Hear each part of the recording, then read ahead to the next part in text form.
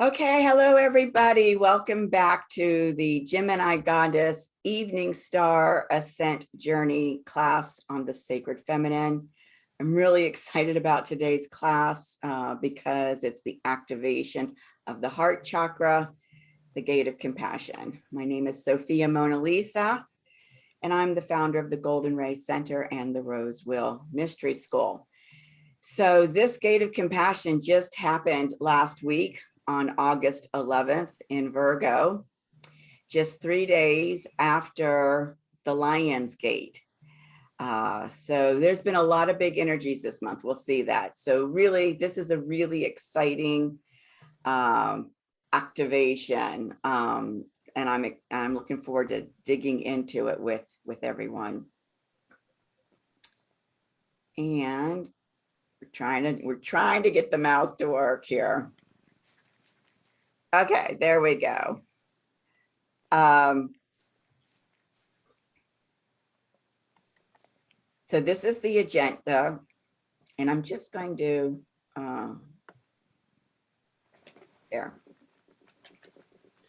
this is the agenda for today. So it's, it's our tried and true flow and format for our class. And we always start off with the grounding meditation. Now that Sofia has so generously offered to contribute this piece for us. So whenever you're ready.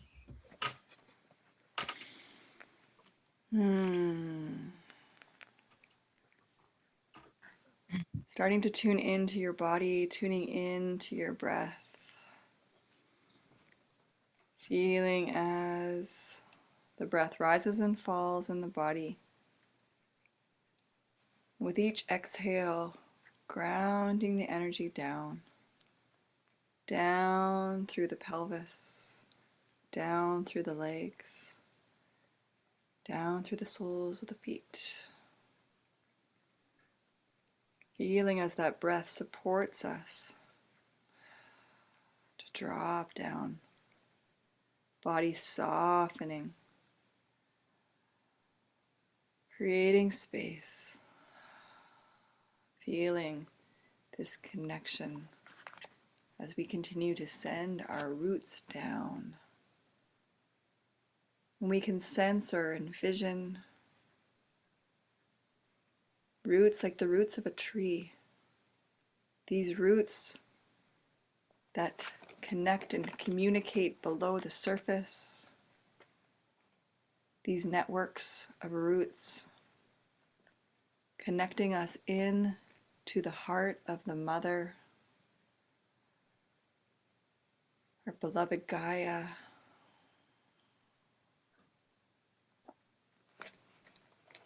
Feeling as these roots continue to go deep down, down through the layers.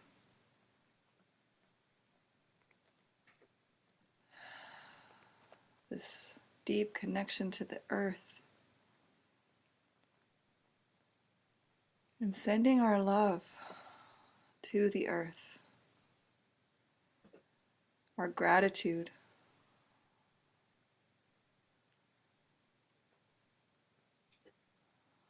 Finding that deep connection that we have here. Knowing this reciprocity with the love that we send to the earth and feeling that starting to rise up in return. This nourishment, this support, this abundance.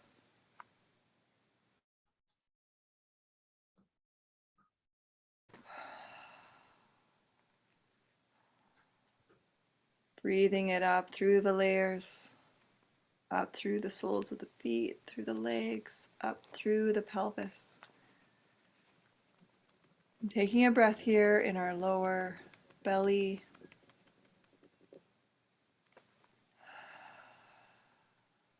This place of our creative life force.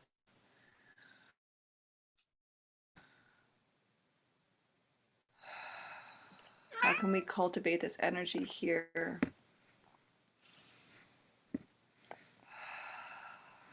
Feeling as it expands.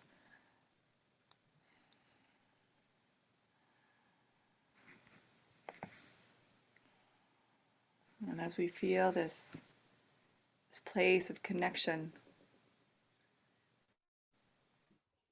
it's inviting us to take a breath up into our heart space, beautiful heart centers.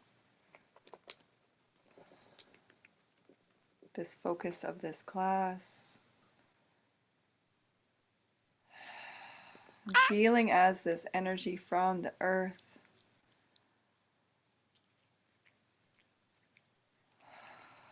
fills us up here in our heart.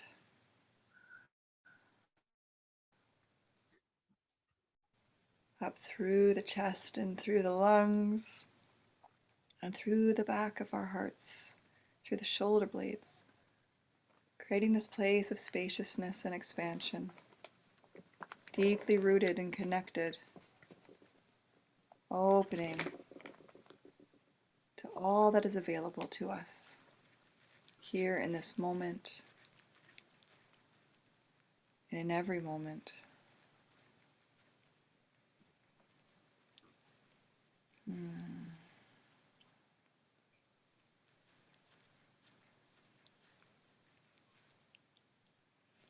I'm just noticing that breath, that deep, luxurious, vital breath rising up.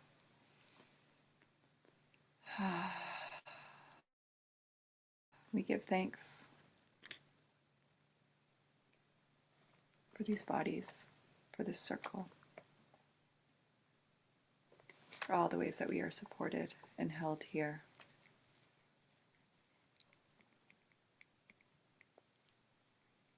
And in your own time, starting to open your eyes and come back into the space.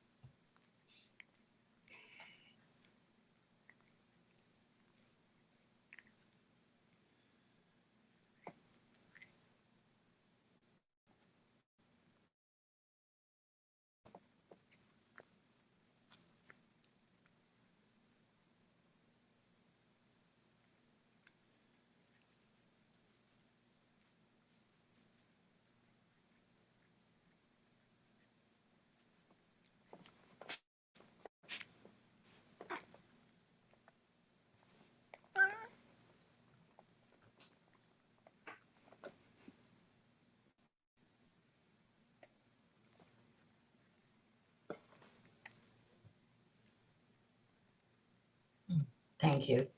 Thank you very much. Beautiful. Well, you're welcome. Thank you.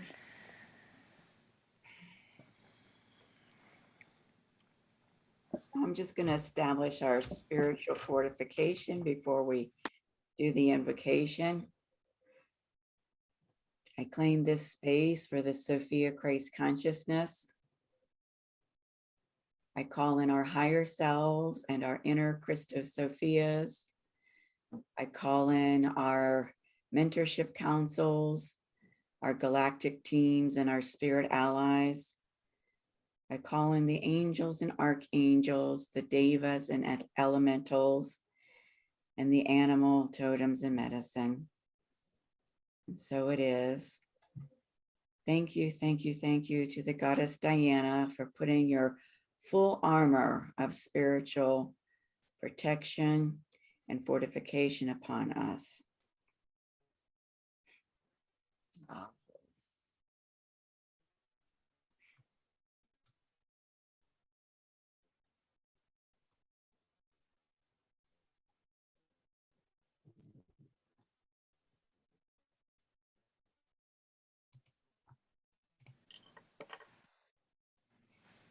So I'm really excited about today's invocation because the gate activation is making an opposition to Pallas Athena.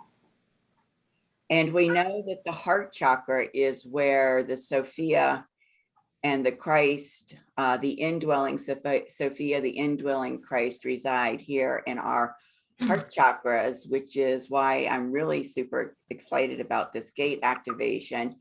And it just so happened that I came across this invocation that was channeled through Natalie Glasson, and it's specifically an invocation to Pallas Athena. And it's specifically for anchoring the Sophia Christ consciousness into your soul and the earth. So this is the link down here, if you'd like to reference that. And I'm really delighted, Maureen, for you to, I know it's a lot, but it's really worth it. As long as there's punctuation, I'm going to be fine. I don't like it when I have to figure out the phrasing. It comes out wrong. Okay. I'm happy to do this because I've discovered Pallas Athena is one of my personal guides.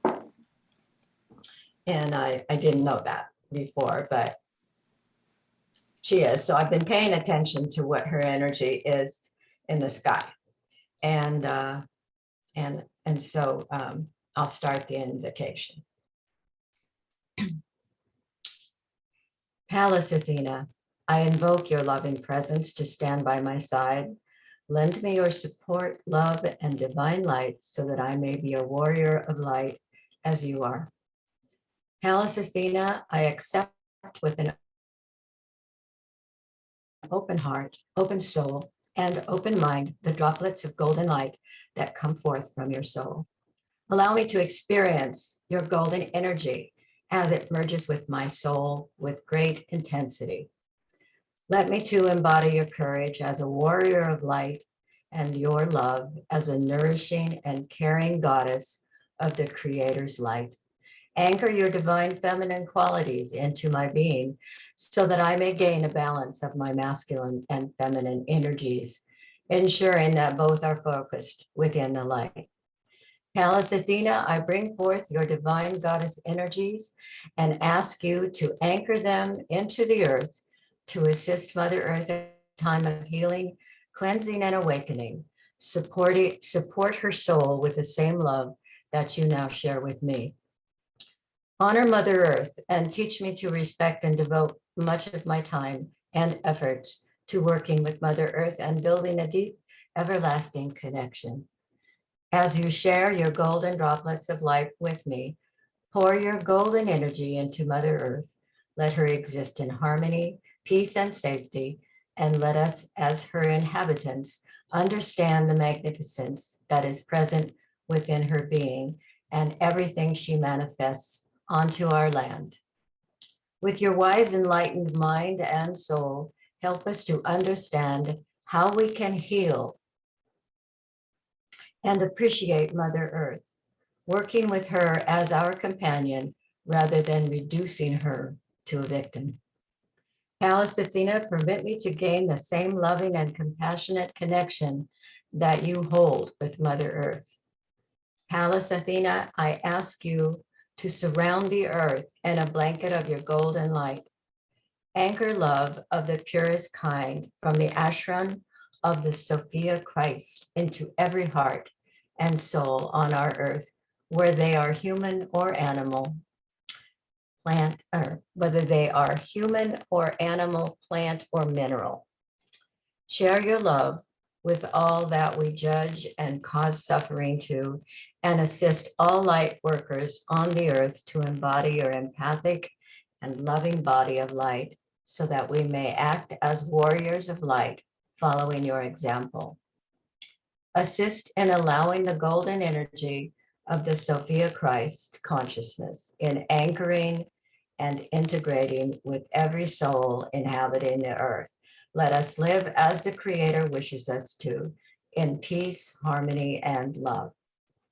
remove the influences of the ego, and free our souls so that we may live as our truth in a physical body. Most importantly, teach and guide us to love each other as manifestations of the Creator's light. We honor you for your services to us and humankind. Pallas Athena, as I open my energy and soul to you now, pour the golden energy of your soul and the Sophia Christ consciousness into my being. Let this flow be continuous and eternal. Anchor the very core and source of the Creator into my being and onto the earth. Let me see and experience the divine and loving world that exists beyond the limitations of this physical world. Pallas Athena, assist me in loving myself unconditionally as you love me and guide me. Help me to freely allow the presence of my soul to anchor into my being and life so that I may become a master of my being and evolve beyond this planetary level. Pallas Athena, I ask you to guide me forward with your bright, blazing light. Lead me and humanity to become united as one with the source of the Creator. Pallas Athena, I honor, love, and respect you for your presence and guidance in my life. I honor the divine within you.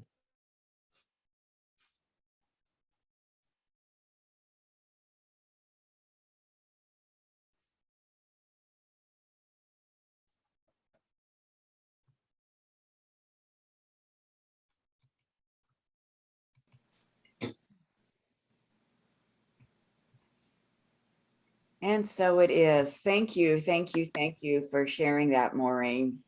It's a beautiful invocation, really. Got so much in it. Well, it does. And I just love the synchronicity that, I have this understanding around what's happening in the heart chakra.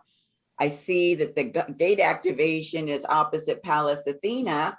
And then I go to look for an invocation and boom, it's the first one that shows up, and it just encompasses everything that that I was focused on around this gate activation. So that was a beautiful synchronicity. It sure was. Yeah. Okay, so let's look at the creative energies. We are only about halfway through the month. And a lot has already happened. So on August 1st, the sacred masculine in Leo in opposition to Saturnia. We'll dig into that in the sacred masculine class. That's really significant, and it's especially poignant for me regarding the sacred masculine journey, because I'm having my Saturn return, and this is conjunct my second Saturn return, and this is conjunct my second Saturn return point. So we'll look at that together on Saturday in that class. And then just a few days later, Mercury in Leo was squaring Uranus and Taurus. So we know that Uranus and Taurus is all about embodying those liberating energies of our multidimensional self. And so I'd just like to take a moment here. We know that these squares, those 90-degree angles, are opportunities for breakthroughs in consciousness. Mercury is the cosmic messenger.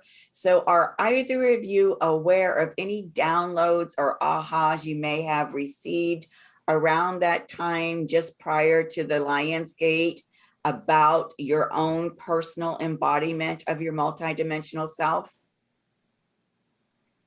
You mean different than the normal multidimensional self that I experience every day?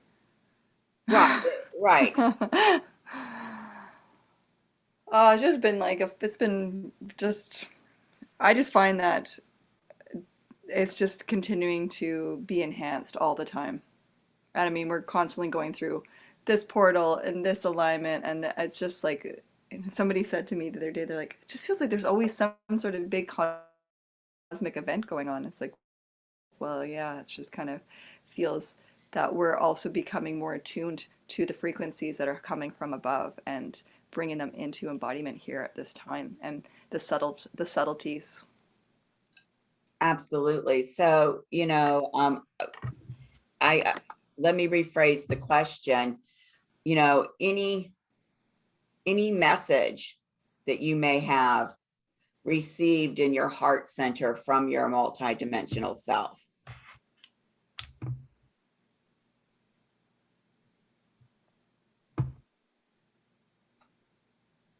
So, contemplate it.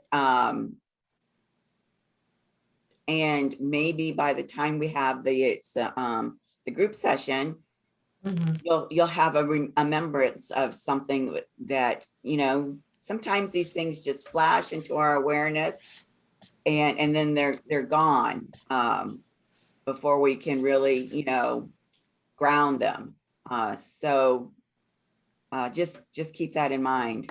Well, I just quickly, I birthed another matrix on the Lion's Gate day. Been working up to it. I got a message prior to the gate, I think. Anyway, right around the gate, that the matrix would involve animal welfare, and so that came together and was birthed on the Lion's Gate and new moon. And so I believe that was a heart message gone out to the collective, that we need to soften and respect the animal kingdom. And the guides all came together, and the energy was there, and now it's out. Now it's out in the collective and doing its own thing. And so that was what happened for me. Yeah. Thank you for sharing that, Maureen. That's really exciting. Yes, it is. I was really pleased. Fantastic. Fantastic. And so, yes, the 8th was the Lion's Gate and the new moon in Leo. And I actually wrote a blog post about the new moon. And there is an aspect with the Lion's Gate called a yod. It's a specific configuration that I discuss in the blog that is lovingly called the finger of God, or I call it the finger of the goddess. And it's a fated point. It's a moment of destiny, or we could even say it's a moment of divine will coming to fruition. And so this is the link to that blog post for anybody that would like to read what I had to share about that. And then the next day we had the sacred masculine activation of the 9th labor. And we actually have 2 really groovy things happening with the sacred masculine journey this month. This is the last labor. This is the labor where the sacred masculine is getting ready to enter the cave. And then we see down here on August 23rd, then Mars will enter the underworld. And when that happens, the sun will be at 0 Virgo and Mars will be at 15 Virgo. So in the Mars synodic cycle, that underworld journey begins when the sun and Mars are 15 degrees from each other.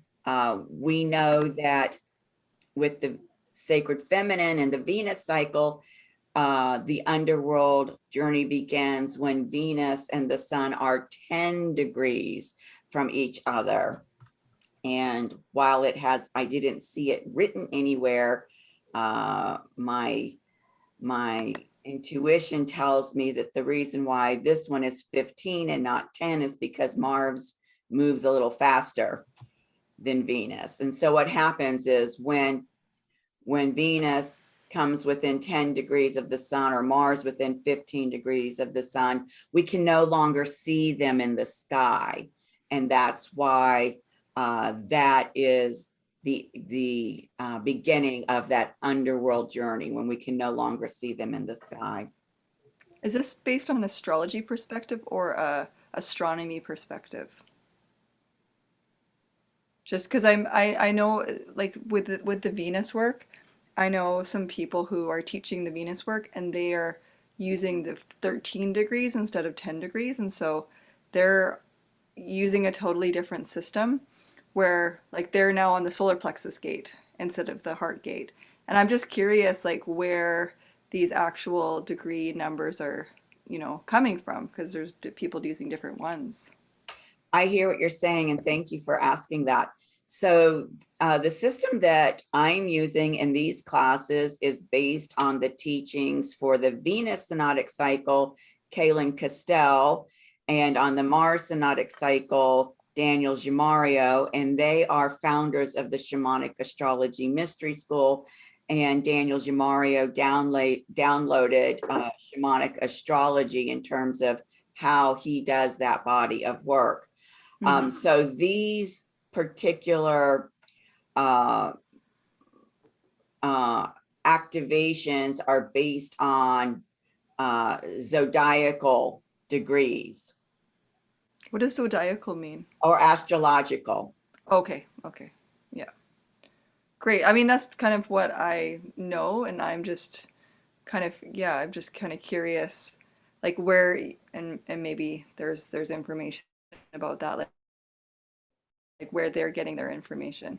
I have a very curious Gemini Mercury personality. I'm always like, where does the source, and it's not that I'm questioning it. It's more just like, oh, I just want to know where the information comes from, because I like to know information.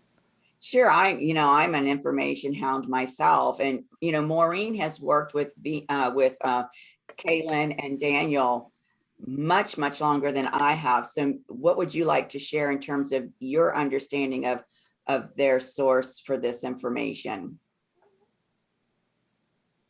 It's the Sumerian legend.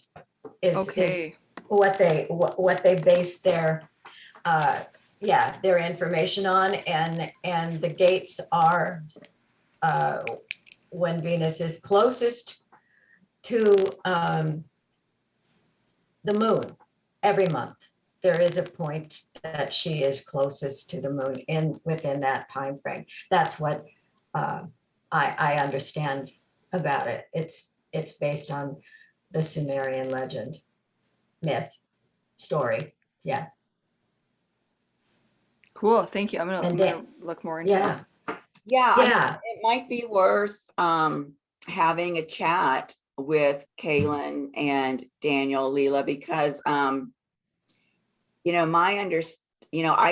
my understanding is, and I don't know if it's a correct understanding, is that the information was downloaded to them, and that's how the connection to the Sumerian myth was made. I don't, other than how they brought the Sumerian myth into it, I don't know. I mean, I feel a deep accuracy in my heart when I like tune into it. I think it's because I've started seeing these other things where I'm like, oh, okay, well, where's that coming from? And, like even like working with the 13 degrees, it almost feels like that somebody's like, I channeled that and that's now the number. So it's just like, I mean, I guess with anything, in some ways, everything is kind of made up in some form. And yet at the same time, it's all based on our belief and what we create, and we make it true. And so, maybe that's a bit philosophical of me, but I'm just so intrigued. Just like, well, it is intriguing, Leela, and thank you for this discussion, because I know that Kaylin, and I suspect Daniel as well, Kaylin is intimately engaged with the sky, the astronomy of it all, and she works a lot with the stars. And so, and as I've mentioned on numerous occasions, she's in the same priestess lineage as Maureen and I. And so when she tells me, when the sun and Venus come into a 10-degree orb of each other, you can no longer see Venus in the sky, I believe her. Mhm. Now, is there some software on, astronomical software out there that's going to show me that? I don't know. But if there is, Kaylin would know, because as I said, she is intimately engaged with the sky and what's happening with the stars. And she does a lot of stuff that shows you the pictures of how everything's moving and when they're passing each other and this, that, and the other. And that's not something that I've been inspired to delve deeper into. Yeah, I hear you. That's definitely what they do. It's as above, so below. So what is happening in the sky is reflected in the energies that we experience. And then how we in turn experience that, what comes to us from those energies goes back as an exchange with the energy that we see in the sky. So what continues to happen is the growth that humanity experiences, because the cosmology supports us in our intentions. And so it is definitely based on how the planets are interacting in the cosmos, and that is astronomy. But the energies are shamanic. So yeah, it's very fascinating. But to answer the original question, Leela, is when I look at an ephemeris and I can see astrologically that Venus is 10 degrees from the sun within the same sign. And as we see here, Mars 15 degrees from the sun within the same sign. That's what they're using to indicate that we're now moving into those underworld phases, because those planets then are no longer visible in the sky. Totally. And I mean that the PDF that they created that shows you the Venus cycle from 1929 to 2082 or whatever is like amazing. Like I go to that all the time.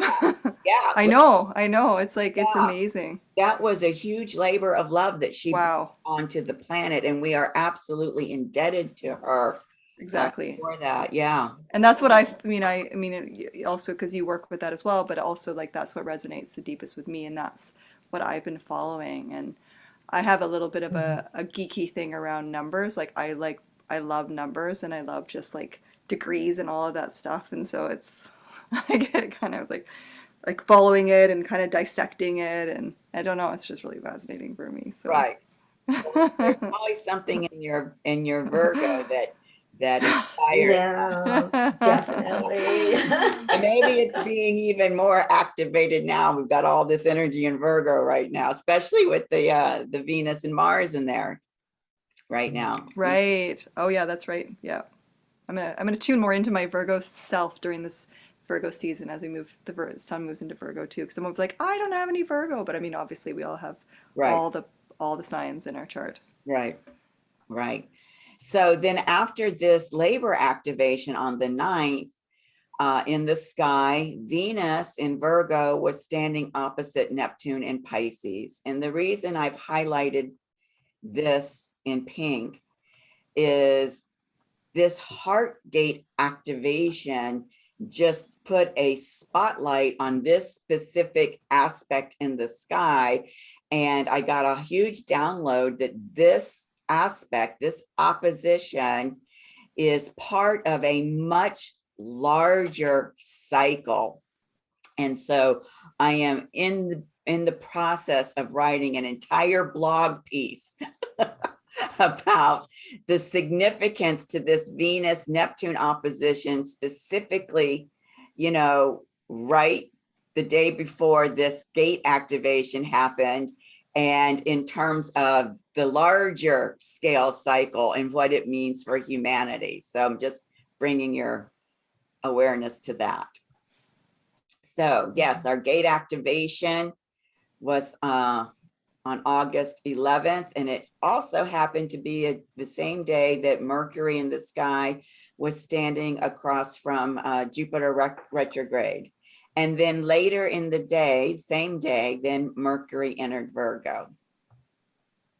So we know with oppositions that we're taking the polar energies and we're bringing them up to a higher frequency, blending them together to manifest something new at this higher frequency. We know that Mercury is the cosmic messenger. We know that Jupiter is the cosmic guru, right? The teacher, the blessing giver, he amplifies all of the blessings. And so from this Leo Aquarius axis, and those energies coming up, were either of you aware of any kind of messages that you may have received about what was manifested at that higher frequency through their opposition? I feel like I've just been having, this whole past week, just like super vivid dreams, like so much coming through. And I don't always remember it all, but I feel that what I'm needing to know is actually being integrated into me. Like I wake up and I'm just like, actually tired because so much is streaming through. And it's interesting because my partner's also been feeling the same, and I've talked to some other people and they're like, what's going on right now? I was like, is it the Lion's Gate? But it's been really enhanced but it feels like information, just streaming through. Yeah. Excellent. Excellent. And then today, the day of the class, Venus is entering Libra today. And of course, she's the lady of Libra, lady of Taurus and lady of Libra. So in these Libran energies, she's very much Lady Justice, right? The peacemaker,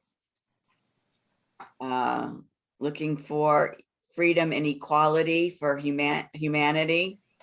So this is going to be an exciting time for her to be in Libra. And the 19th, 3 days later, Mercury and Mars made a conjunction in Virgo. So did anybody receive any messages from the sacred masculine during that conjunction? That hasn't happened yet, though. Oh, thank you. From the future. So from your future self. I'm feeling it. It's building up. So be aware. Be aware. And also, Uranus is stationing retrograde that same day in Taurus. So look, 13 Virgo to 15 Taurus, there is a trine between their conjunction and where Uranus is stationing retrograde. So please pay attention on the 19th. I mean, that's just 3 days from now. What day is that? Sometimes people work better with days of the week instead of Thursday. That's Thursday. Pay attention on Thursday. Pay attention to your dreams, Leela. Okay. And maybe write them down when you get up the next morning and see what comes through. And then on the 22nd, we're having that second in a row full moon in Aquarius. Last month, it was at 1 degree Aquarius. This month's at 29 degrees Aquarius. And it's activating that Mars-Jupiter opposition that happened the same place in the sky in July.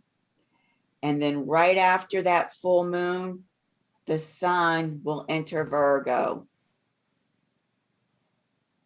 Oh, yeah. Because remember with the full moon, the moon is across the sky from the sun. So if the moon is in Aquarius, the sun is in Leo for that, 29 degrees Leo, and then it will move into 0 degrees Virgo afterwards, same day. We mentioned Mars entering the underworld, August 25th. Pay attention here. Again, all this Mercury, the cosmic messenger, how is the universe speaking to you? The Mercury is delivering the messages from the gods. and it's standing across from Neptune in Pisces.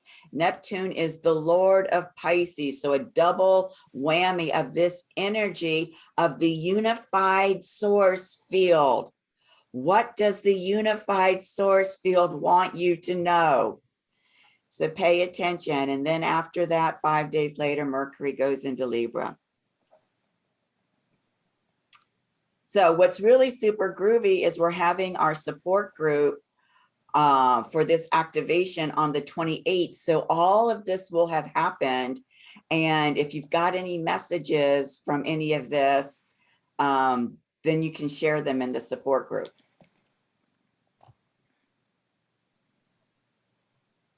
Oh, oops. Okay, so let's real quickly look at what's going on in the heavens in terms of who's in retrograde. We've now got, or we will on Thursday, have 5 planets in retrograde. Remember, there was a point last year when the lockdown was in full mode. We had 5 planets in retrograde. And what do planets in retrograde do? They pull the energy within to the inner realm, to your inner self. So that's happening, as I said, on Thursday. And then I did, because our second Mercury retrograde has fallen off this chart, I was able to add the Venus retrograde cycle that'll be coming up at the end of the year. So just to explain what I have here, this is in blue because when Venus starts to go retrograde there, Venus will be going into the metamorphic underworld. And even though she doesn't return to, even though she doesn't station direct until the end of January, and she doesn't come out of the shadow of that retrograde until March 1st, be aware that what's going on with the synodic cycle is kind of meshing with that retrograde cycle and return to the retrograde point. So Venus will be rising as the Capricorn meta goddess on January 14th at 15 degrees Capricorn. So you see that's going to happen. That whole new synodic cycle is going to happen before she even stations direct at the end of the month. So just bringing that into your awareness. All right, so let's take a few moments to do some final closure around the solar plexus chakra, the gate of personal power. And so anything that is desiring to be shared, anything coming up in any ways that you have embodied more of your multi-dimensional self through your solar plexus chakra, that gate of personal power, how your new center of balance within the solar plexus chakra is feeling for you, how your spiritual gift of Dharma consciousness is feeling to you, and any messages you have received from the Holy Soul aspect of Sofia as you have expanded more and more into her realm. Oh, this should say personal power. Let me fix that now. So,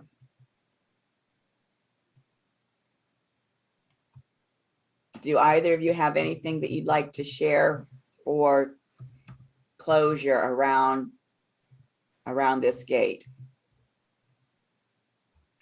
I feel really empowered personally from this past month. It has been, yeah, just I love that it's been happening during this time of the year, during Leo season, during, the Lion's Gate. And for me, having just had my solar return, there feels like this rebirth. And then just with the sun and the moon in Cancer, and I think I was sharing with Sophia and Mona Lisa in our personal session the other day, and also the sun just crossed my ascendant, so my ascendant in Leo. So it just feels like I've been, like this rebirth has been happening for me, and this strong Leo energy in its highest form feels kind of what's helping me to remember the courage that comes from within when I can really show up in my leadership, show up in my power, show up as a guide, show up in my passion, and move through these old stories of being, the old stories of not being enough. Like, they're still there, but it's been interesting because there's also this, like, the polarity of that is too much, and I've been really dancing with that. And so this place of just being the lighthouse, just being my unique vibration, just, so that's where this new balance feels like, that I feel really in alignment, I feel really sovereign, and just like, this is my truth. And no matter what's going on in the external, and it's so interesting too, just to be in this time where there's so much divisiveness, or so much just, chaos. And I'm like, I feel a sense of peace within myself, because I know who I am, and I know what my belief is, and I know that there is many others that are also, in the same sort of, here to create the new earth. And it's like, my mission is so clear, and just so I feel just, yeah, really present. That's wonderful. beautiful. Yeah, that's wonderful. Yeah. Yeah. How about you, Maureen? Yeah, I've worked a lot over the years with the third chakra. It seems to be a lot of people have a problem with that in our culture. So it comes up a lot in this cycle. But this time it's different. I recognize that I have many jobs on many dimensions, and I don't feel stuck there anymore. I feel that I can bring through what it is that I need to bring through. I understand Dharma a bit better, and feel that I am on the right path to fulfilling my Dharma. And one of the things that has come forth is that when we have a problem receiving messages or information from guides, that the answer can be found in our relationship to the masculine. And that doesn't surprise me when I heard that. Well, of course, how would it not? Because of the cultural denouncement of the goddess, and how very, very powerful that energy was to put her completely out of the picture. So in order to bring that back into balance, we're going to have to deal with our masculine imbalance. And so that's exactly what I've been doing. And I feel the difference. I do feel the difference. And so in dealing with the masculine, the patriarchy, the messages are coming through clear. Not there yet. I'm not completely there yet. I'm not the open channel that I aspire to be, but I am getting there. So yeah, this has been a very powerful portal. Thank you for sharing that, Maureen, and also you, Leela. Yes, it has been a very powerful portal. It's been a very powerful portal for me, and I really believe that the time and space that I required for the recalibration that was showing up in my body through the first, second, and third chakras as that horrific lower back and hip pain and up into the middle back. It's under control now. And it was, you know, many layers to that, but part of that is, you know, recognizing, you know, what empowers me. And with my Pluto in Virgo, I'm a part of that soul group that came here, and we're all about, you know, sacred service to the sacred feminine. That's what empowers me. That's what fuels me. And so, you know, you get so busy in life, and you know, your sadhana can fall away from you. Your spiritual practices, sadhana is a Sanskrit word for spiritual practices. And, you know, when I was living in India, and when I came back from India and I was still in the India bubble, my sadhana was on track. But over the years, as things come up in life and getting busy with this work, it's just like, okay, yeah, I love those practices, and why aren't I doing them? Mhm. I And know. it was through this gate activation that, you know, my sadhana was restored. And by restoring my sadhana and knowing how that fuels me, it's just, I too feel more present, Leela, feel more aligned through this gate activation. And so it's been really spectacular. Would you say that you're talking about Hindu? Is that what you studied over there? What did they call it over there? What you studied? No, actually, I didn't study Hinduism. It's a religion in India, and Mhm. is you know, all of the other major all of the major world religions Mhm. contain in India. Um, so, you know, Christianity, Judaism, Islam, and, you know, all of the Buddhism, all of it converges in India. So no, I was not there to study Hinduism. You know, I'm a devotee of Babaji and Sai Baba, and I was there to be with them. And, you know, Sanskrit is just an ancient language. I think it's the most ancient language on the planet that a lot of the very old religious systems have adopted into their body of work.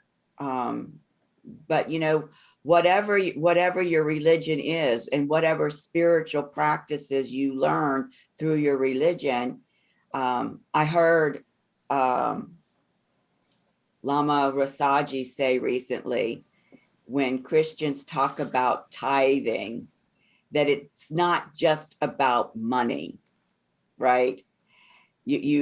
I learned that tithing was giving your money to the church so the church could grow. Well, what is the purpose of the church? It's supposed to be a house for the creator, to worship the creator in. And so really tithing is about, what are you giving to the creator who gives everything to you? And how these spiritual practices are a form of tithing. And so when I get up in the morning and it takes me 2.5 or 3 hours to do my chanting with my mala beads, and to do my Tai Chi Gong practice, and to do my meditation, all of that time is tithing to the great creator, in thanksgiving for all that I receive back. And of course, as I said, being a part of this soul group whose Pluto is in Virgo, being in service to the sacred feminine absolutely fuels me. And doing these spiritual practices as a form of tithing to, you know, the absolute source, whatever name you give it, is a way for me to be in service to her. Okay, and that Pluto would, Did that answer your question, Maureen? yes, the reason I asked, yeah, it did, because it seems like in India, they didn't stifle the goddess like they did in the Western world. I mean, I've still seen people over there honoring goddesses.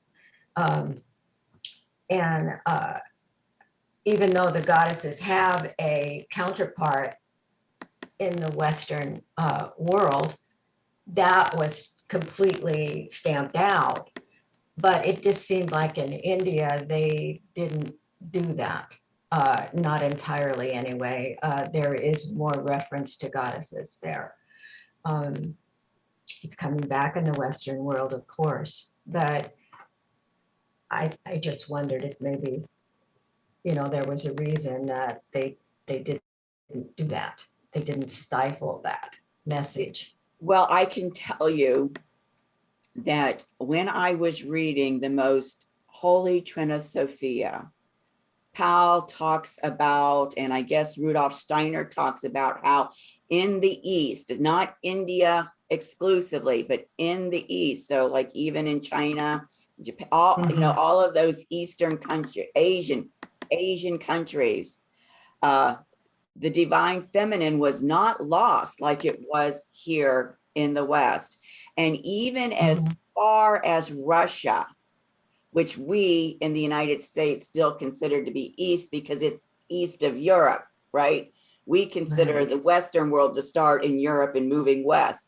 Even in Russia, they did not lose the divine feminine. They did not lose the Sophia consciousness there. And so if you got a copy of that book, The Most Holy Sophia, I don't remember any specific passages to point you to, but I know in there he does discuss that phenomenon. Well, it's interesting because the only goddess that was left to us was Mary in her role as mother. And they did, in fact, make her very, very important. So the divine feminine never completely left us. The church couldn't get rid of her. There was no way. If they wanted Jesus to be divine, then they had to have Mary as the virgin. There was no other way to do it. So she was there for us. And I have felt her presence for years now, as never having left us. But that was about the only one I think that was sanctified by the church, other than there were a few saints, but she was the one. She was the main one. Right.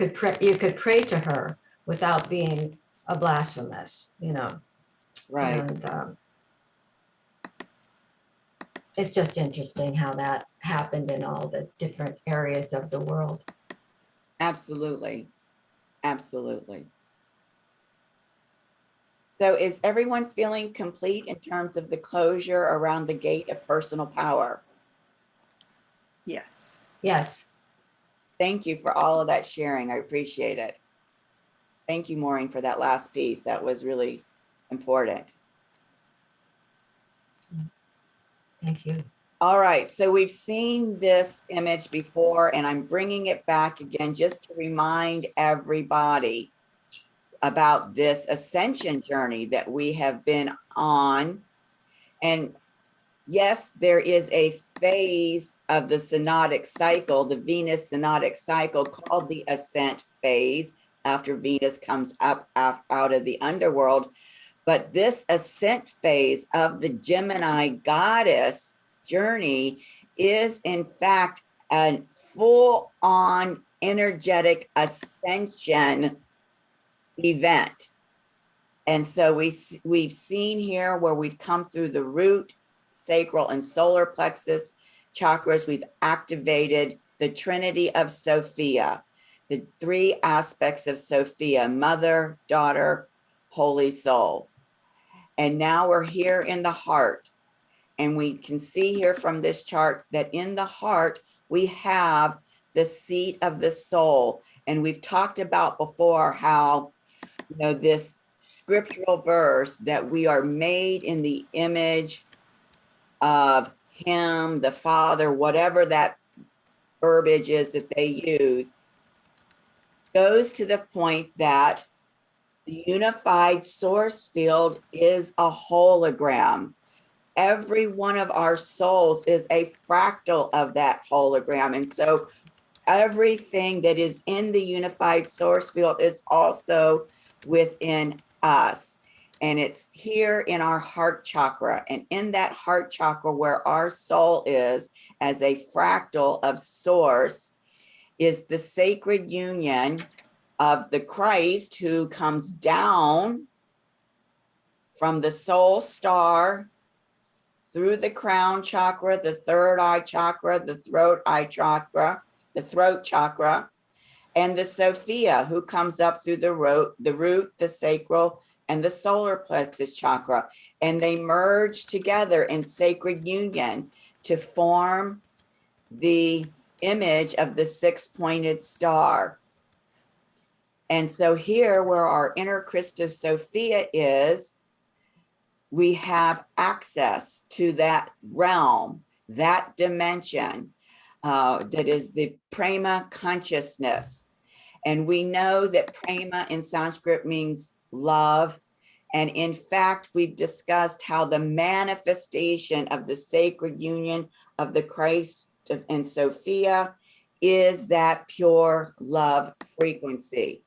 So this is why I am super duper on fire right now about this gate activation, because everyone in humanity is having their inner Christo-Sophia brought online, woken up. And the Lionsgate event and that yod, that point, that finger of the goddess, that aspect of divine will that happened 3 days before this event, the Venus opposite Neptune event that happened the day before this activation. All of this has been preparing humanity, preparing us for this big event and this activation. And you're going to see when we look at the aspects in the sky for this activation, how the entire universe is singing this song, the song of the inner Christo-Sophia being awakened within the hearts of humanity.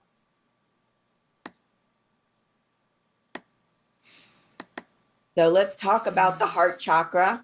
This is the gate of compassion portal. And as I just mentioned, it gives you access to the dimension of your inner Christo-Sophia and also your spiritual gift of Prema consciousness. Now, when this chakra is open and balanced, you feel love for yourself and you feel more love and connection with the rest of the world. And because this is where the seat of your soul is, a lot of people, when their heart centers start to open up for the first time, they start to find direction in their life. I can't tell you how many people are asking the question, what is my soul purpose? What is my soul mission? Well, the only person that can tell you is your soul. And until this heart chakra opens up, you're probably not going to be hearing that message.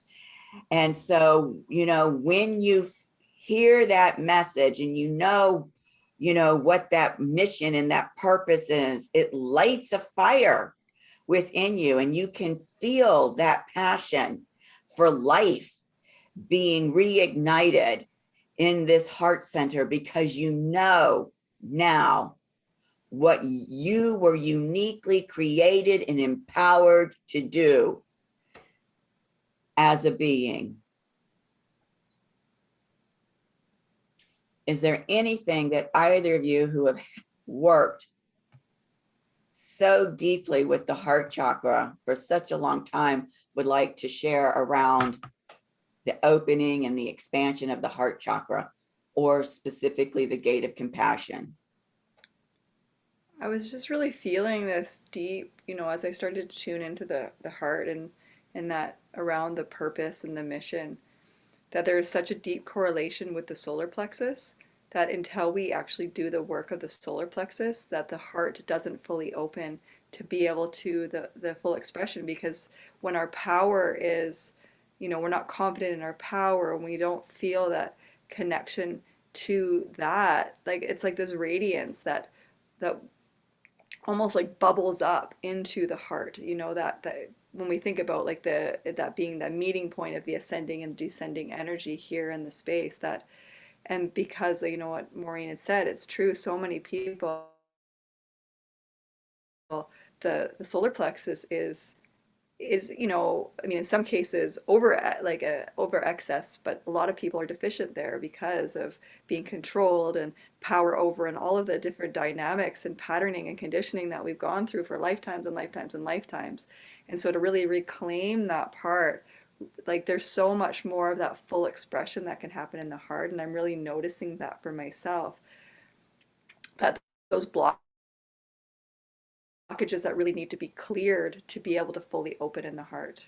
And that kind of connection with all of these energy centers, that when we move into the heart, that we're moving into the heart with the root, with the sacral, with the solar plexus. All of these energies are rising up into the heart, and there's the full expression of all of this, instead of just like, no, I'm in the heart. It's like, no, it's like even more full, if that makes sense. Yes, it does. Absolutely. Absolutely. And you see here in this depiction of the heart chakra, what do we have? We have the sacred union of the Christ and the Sophia.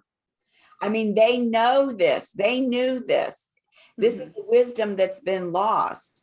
And this is why when I was told in the beginning of this ascent journey by the Sophia and the Christ, who told me right after the Venus Sun conjunction, right, the resurrection of point for Inanna, they told me that the second coming of Christ is happening now, and it's happening as the emergence of the Sophia through each and every one of us. Well, this is what's happened on this ascent journey. Sophia has been emerging through each of these lower chakras, lower three chakras, to be reinstalled on her throne in the heart chakra. Mm-hmm. Another piece that is, go ahead. Go ahead. No, you go. I was just gonna just to finish, when I've been in the work that I've been doing for many years and working with the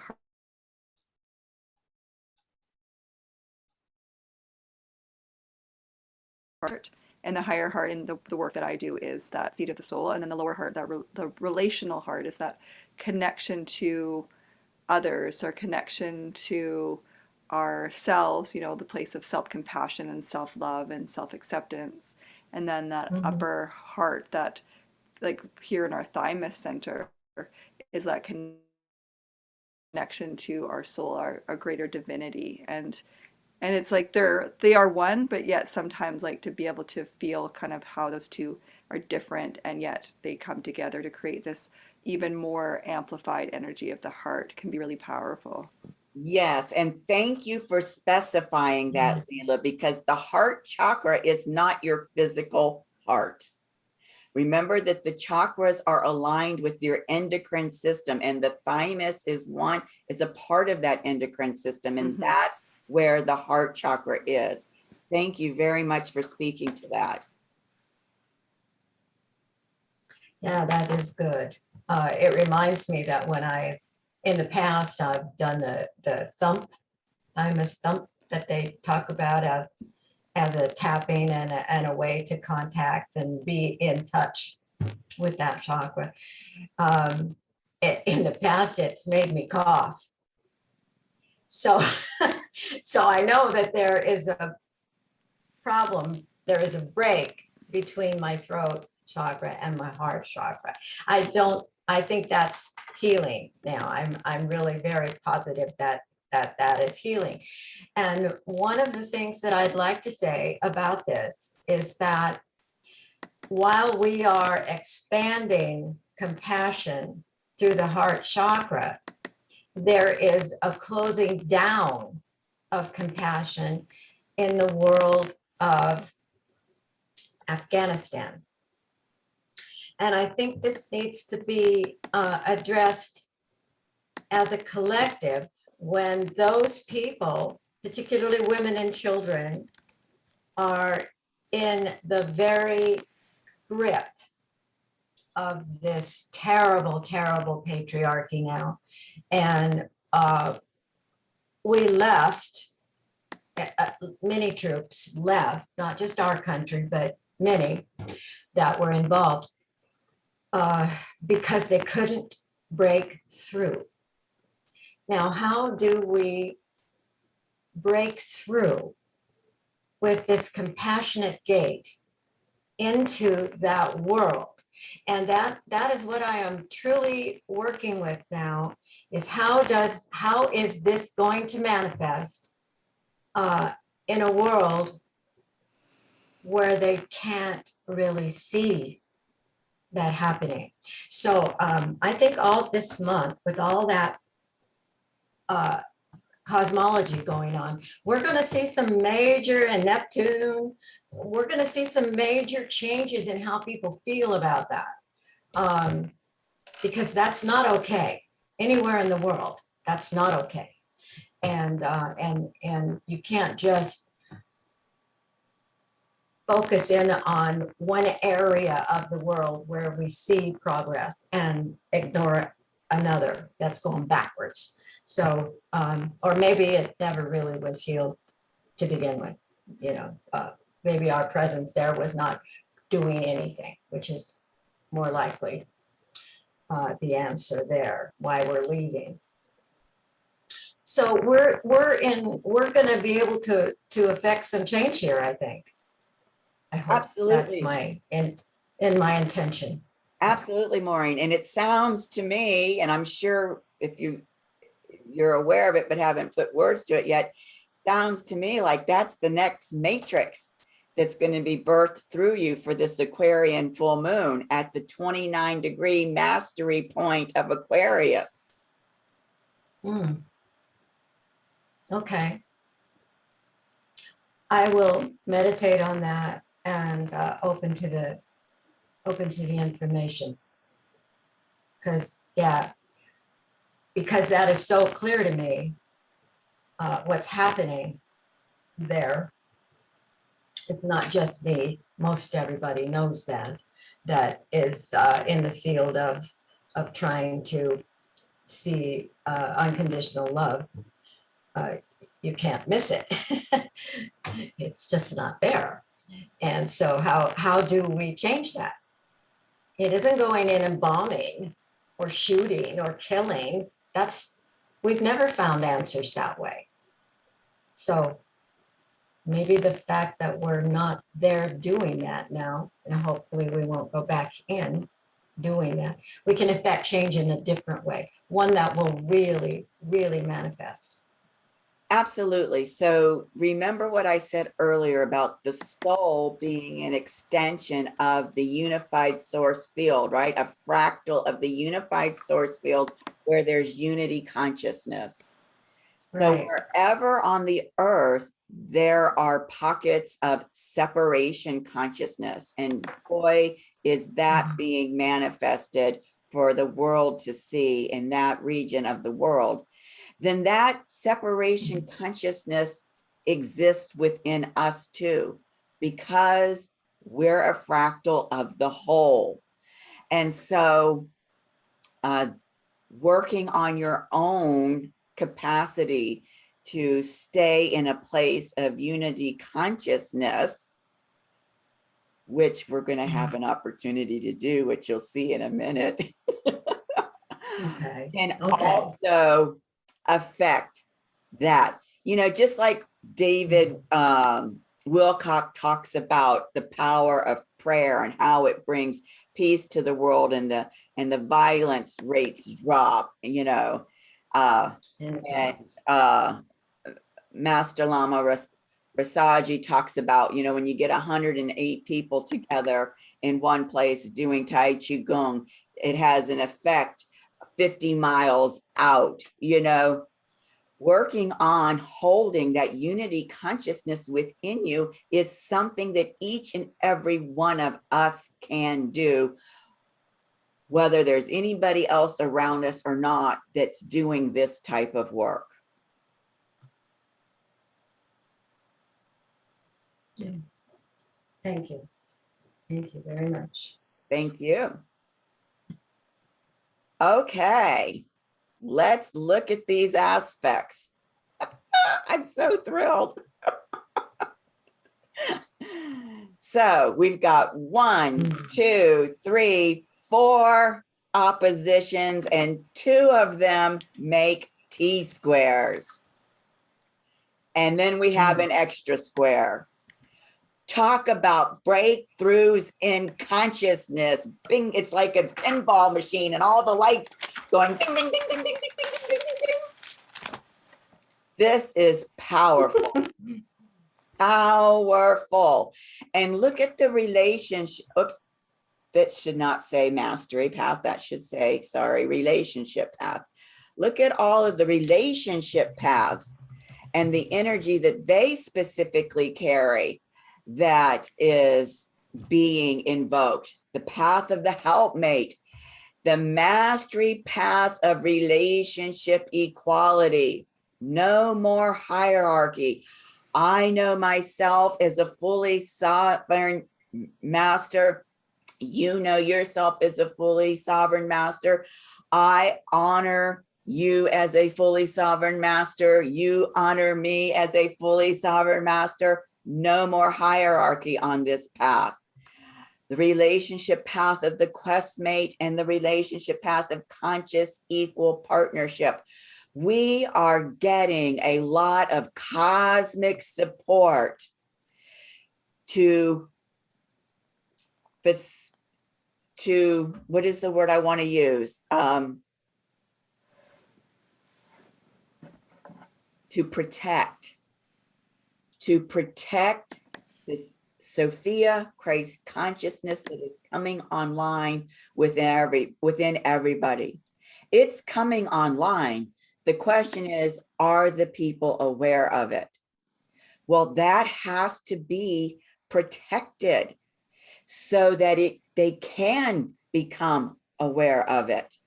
And we are getting a lot of cosmic support. You know, it's kind of like when you plant a little seedling of a tree. You know, you put a little stick there and tie it to the stick until the trunk gets strong enough to support itself and the roots get deep enough to support itself. And that's kind of a similar type of protective, nurturing kind of energy that's happening through all of these pathways being activated. So let's look, first of all, here we see the moon Venus, that's the gate activation, standing across the sky from Neptune and Pallas Athena.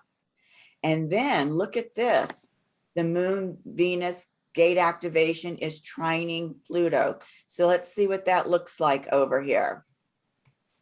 So here's that Virgo Pisces opposition with Pallas Athena and Neptune. And here is that trine to Pluto. What is Pluto? Right? Pluto is rebirth. It is rising from the ashes. Sophia is rising from the ashes and she's taking her throne as the sacred feminine.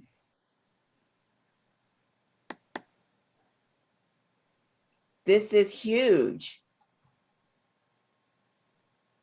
And the fact that this is happening while Pluto for the United States of America is within 1 degree of the Pluto return point that's being activated 3 times next year is even more poignant.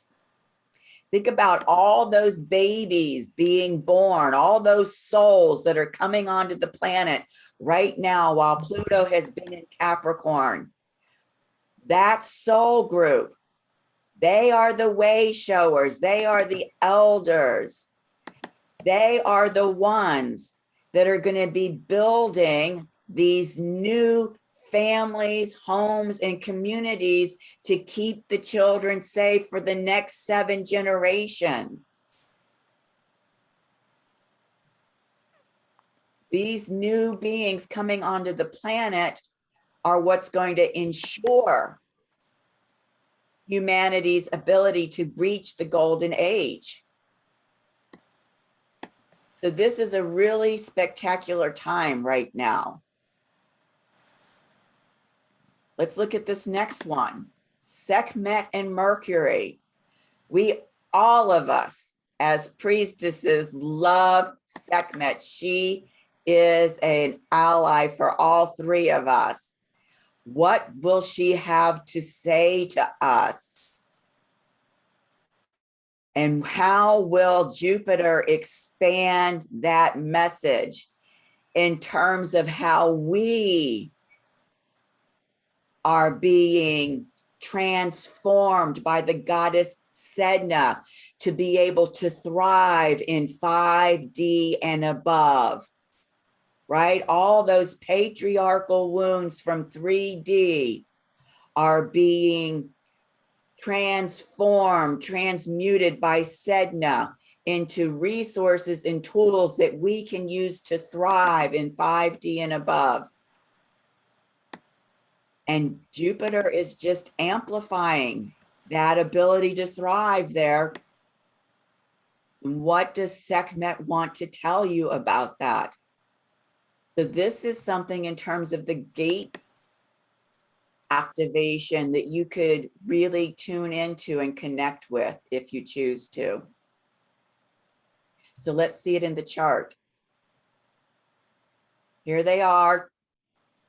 Cosmic messenger at 29 degrees, standing next to Sekhmet at 28. Remember, 29 degrees is the mastery point of every astrological sign, right? What is that open heart saying to you? And there's Jupiter across the sky. He's still in his retrograde from Pisces back into Aquarius. And then there's that T-square to Sedna, 29 degrees of Taurus. Again, taking everything from this 3D world that has been wounded by the patriarchy and transforming it so that we can use those tools in the 5D and above realm. Oops. And now here on the path of the questmate, Persephone and the North nodes in Gemini standing opposite Juno in Sagittarius, T-squaring this sacred masculine. Now I've put this note in here because this is really important. Through the classes, we haven't really spoken to this piece in this way. It's been obvious that we're on the Gemini goddess journey. It's been obvious that the North Node has been moving through Gemini. But listen to this.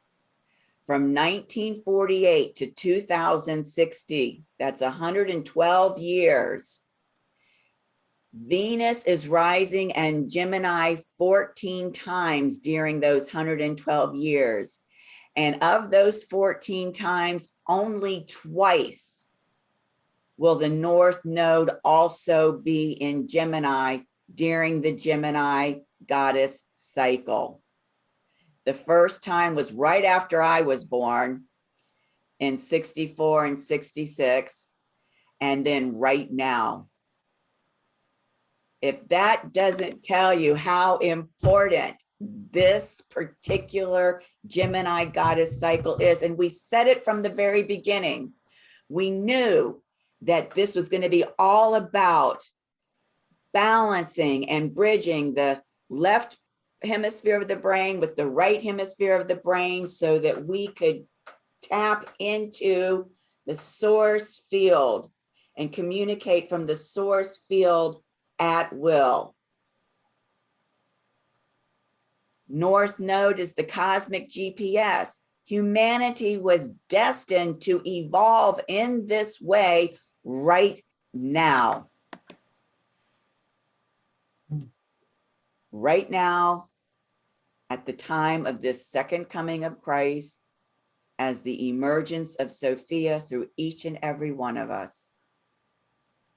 I mean, imagine where we're going to be by the time we activate the soul star chakra.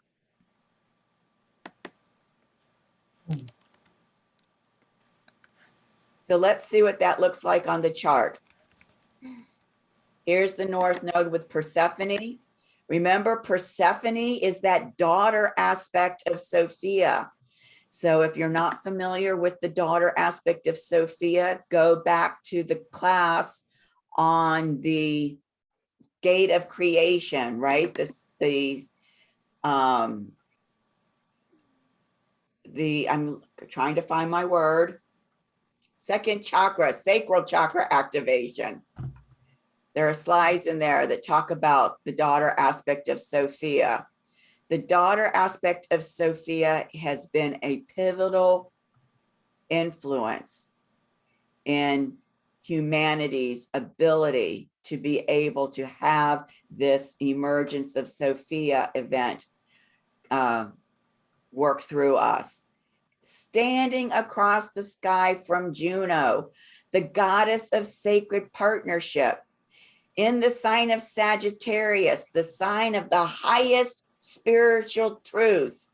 The highest spiritual truth is that we have a sacred partnership of the inner feminine and the inner masculine, and that inner feminine and inner masculine is an extension of the cosmic Christ and the cosmic Sophia.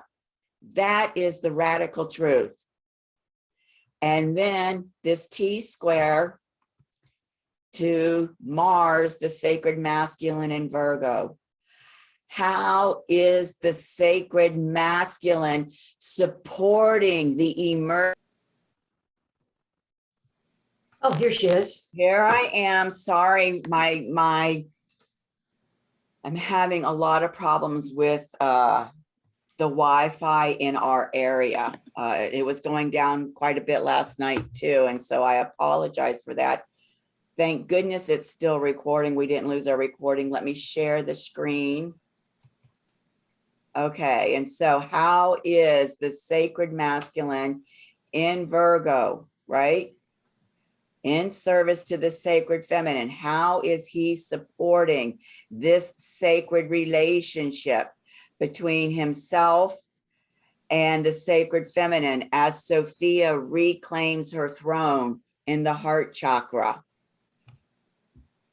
A huge piece.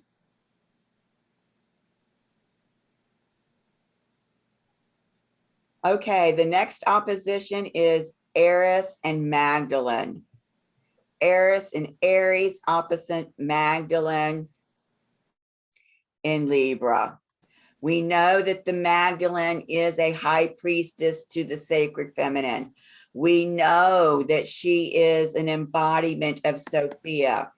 We know that she's an embodiment of the daughter aspect of Sophia, and we know that she is the beloved of Yeshua. This is the radical truth, that as Venus moves into Libra, people will be able to finally hear.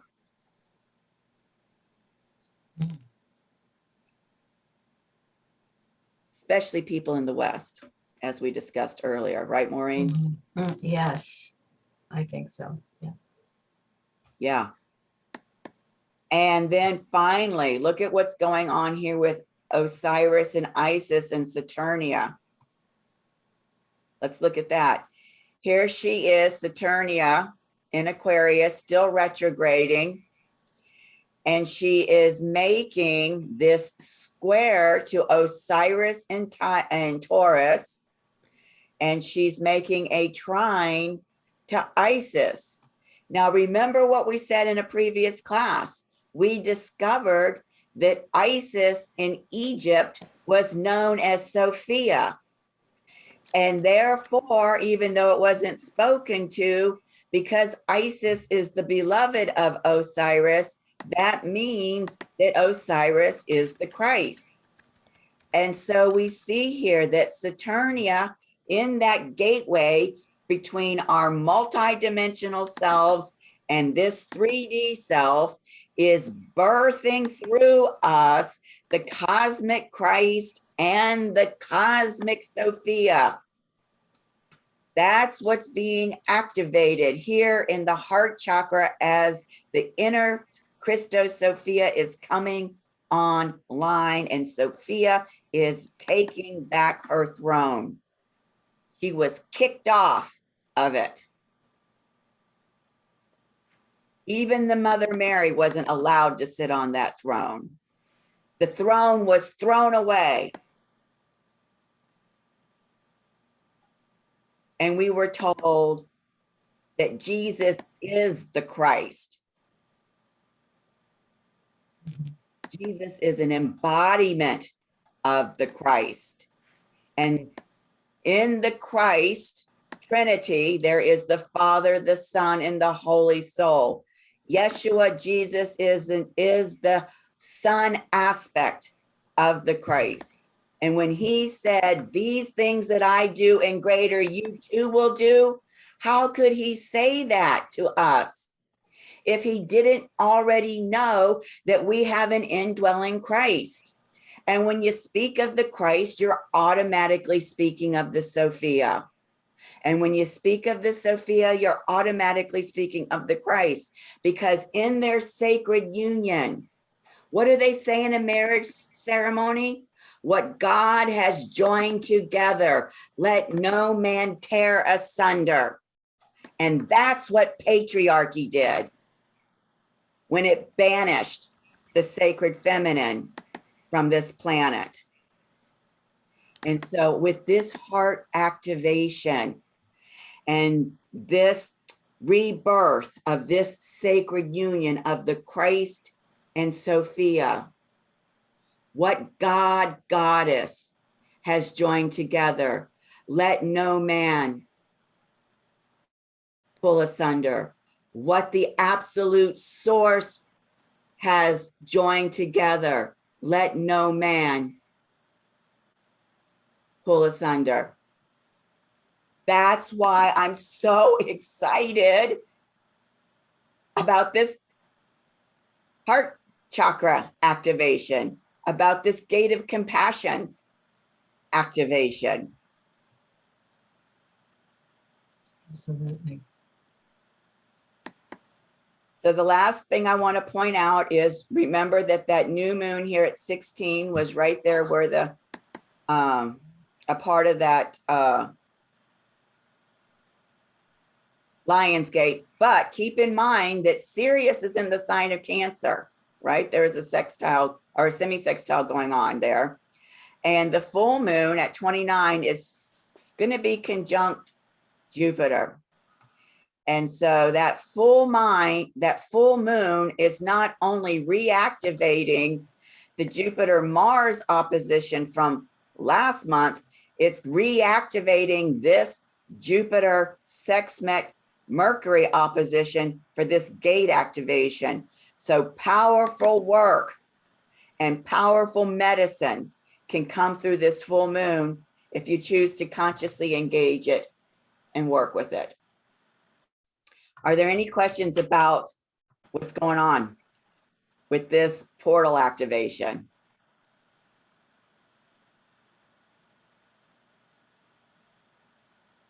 Okay, we'll dig deeper into it in your personal sessions. Aren't you excited to see how your solar return chart is being activated by this?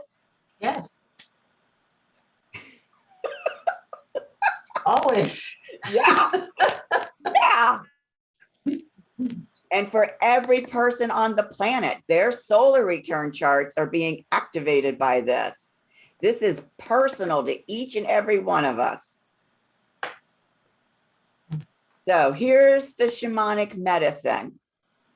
Okay, where did I get this from? Here's Chiron, the cosmic shaman in Aries. He's at 12 degrees, 38 minutes. So he's making a semi-sextile to Uranus here in Taurus, and he's making a sextile to Isis here in Gemini. So we've got the shamanic medicine of Aries, Taurus, and Gemini. That's where I got that. All right. So with this heart chakra activation, this shamanic medicine of Taurus, the full embodiment, receiving the pleasure of life, is really important, because what is this pleasure of life that we're talking about? We're talking about the feeling of that creative life force energy, that Shakti, that feels ecstatic. And ecstatic energy in the body is absolutely orgasmic. It's pleasurable. And to think that there are still women on this planet that are not allowed to experience that within their bodies is just such a crime against humanity, in my opinion. Oh yeah, I would agree with that. Definitely.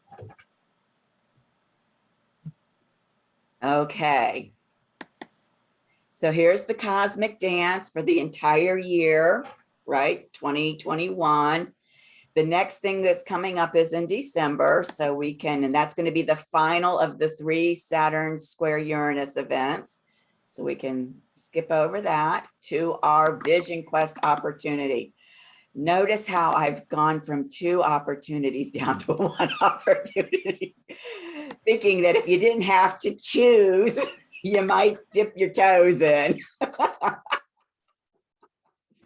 So using one of the 4 oppositions in this activation and using the astrology keywords and understanding what each of those relationship path energies is all about, that's being activated by those oppositions. Discern for yourself how your heart chakra is being expanded and evolved by those luminary bodies and with the energies of that pathway. And if you do that, then you can share in the group session. So our support group for this class is August 28th at 2 p.m. And our next class in September is going to be September 13th on the throat chakra, the gate of communication, right? The Holy Spirit aspect of Christ. And we're back on track. We're back on schedule, finally. Took me a month and a half to get there, but we're there.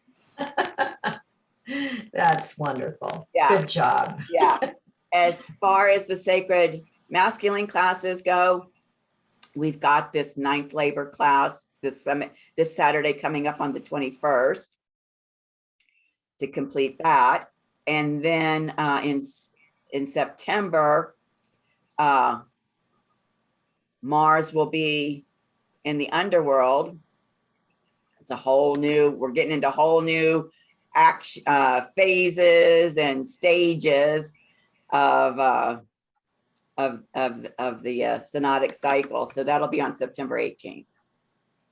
It's always, the sacred feminine class is always, or most always, the 2nd Monday of the month. And then the sacred masculine class is the Saturday following the or the Saturday of the same week of the Sacred Feminine class. So any questions, answers, anything that's popped up that says, you know, I got to share this.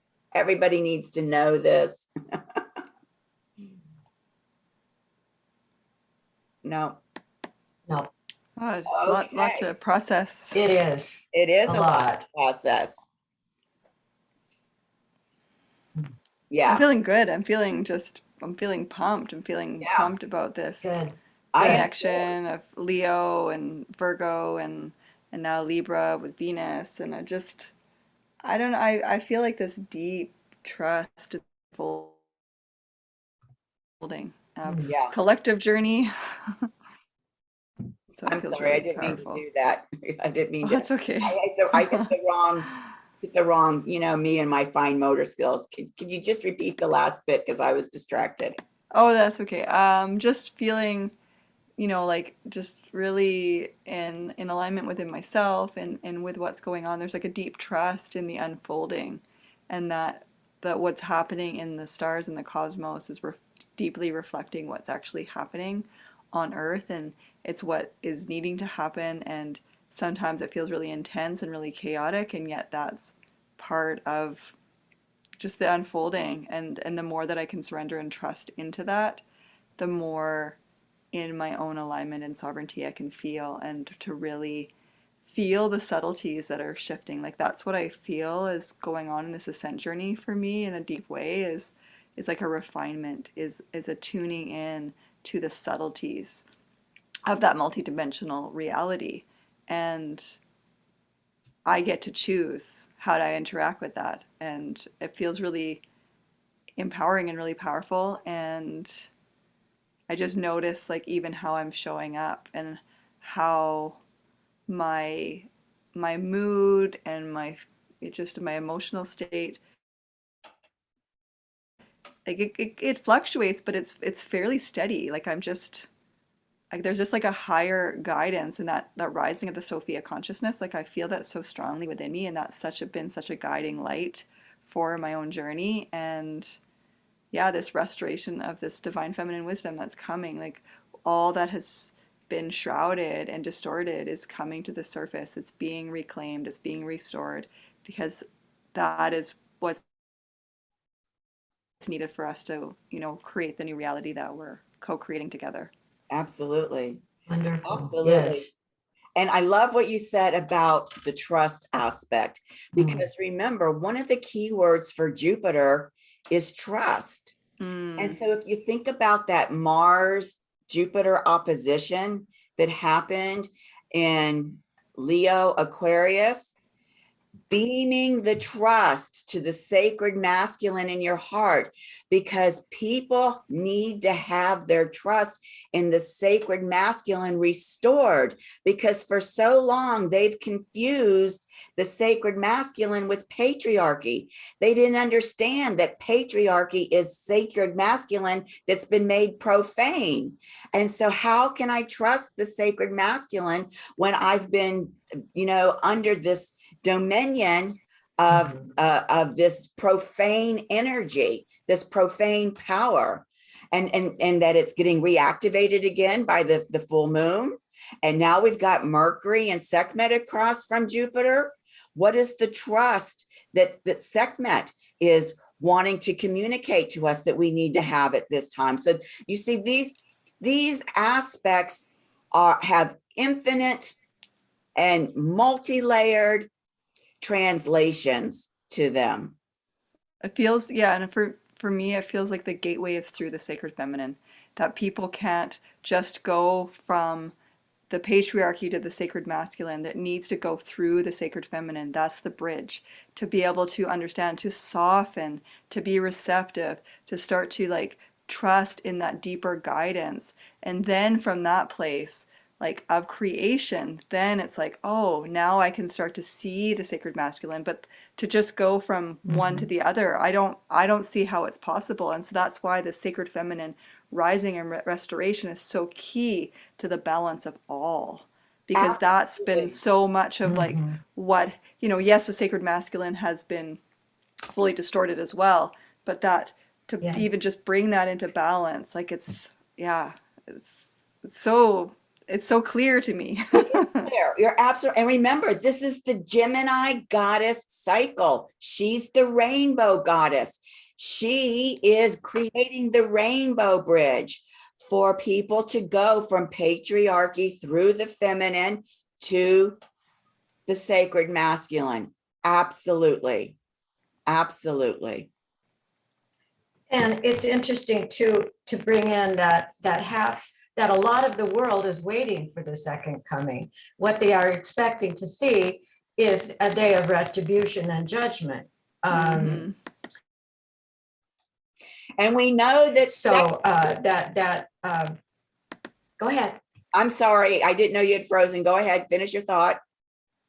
You Did I freeze? the last thing I heard was that they're waiting for a day of retribution and judgment. Well, that's what the second coming means to a lot of people. And so they try to shape their lives according to that judgment and retribution. And many of them believe that they will not fully grasp the second coming because they have to go through a middle world, which is like a purgatory. Right. So there are some things about that way of thinking that will change through this chakra as well. They will see maybe a better way of looking at the second coming rather than the descending of, oh, you're freezing again. There you are. Okay, the descending of a figure that looks like a man. I'm assuming that's what they see. I don't know. I hadn't studied it very well, but it isn't going to happen that way. You're right So- on. You're right on, Mhm. Maureen. And remember that Sekhmet Mercury conjunction in Leo opposite Jupiter in Aquarius. Remember what Sekhmet said to me in the underworld on this side of the resurrection point when she said she no longer wanted to be known as the goddess of retribution. Right. She wanted to be known as the goddess of grace and mercy. And I love how you talked about her as bringing cosmic justice. And so, yes, she, I think, is one of these really strong archetypes of the sacred feminine and the goddess of the sacred feminine that is that bridge that you can walk with to go from patriarchy to sacred masculine. That I feel like there's that connection to that solar aspect, that that kind of like solar feminine aspect, which is also the aspect of the feminine that's been kind of vilified and pushed down because it's like strong, it's courageous, it's like standing in her truth, standing in her sovereignty. And so with her coming in as an ally at this time, it's really helping us to remember that it's okay to speak up for what we believe in. It's okay to speak up for the greater good of all of humanity, because that's what, that's where the change is. It's like it's not just through us, but she really is like helping to be that voice and helping us to be courageous. Absolutely. And it'll be fierce protector energy, like the fierce protector and that comes from love, it's coming from love. It's not coming from like that, the way that she's even been demonized, and that she's just like there to attack and like it's like, no, there's like, it's deep love. Right. It is. And the fierce love. Yes. Naming that energy that you're speaking of that vilified her is devouring. Yeah.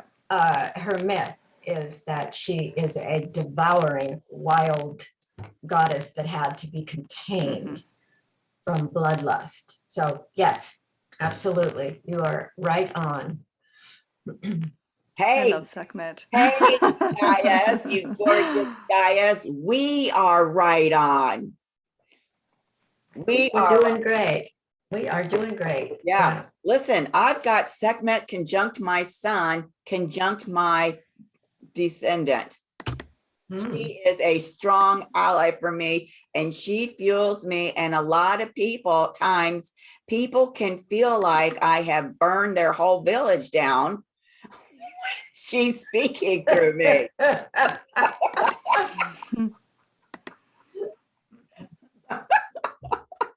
She's powerful. Well, yeah, she is very powerful. Yes. Yes. We are very powerful. Yes, we are. Yes, we are. And remember what the Christ said, when two or more are gathered in my name.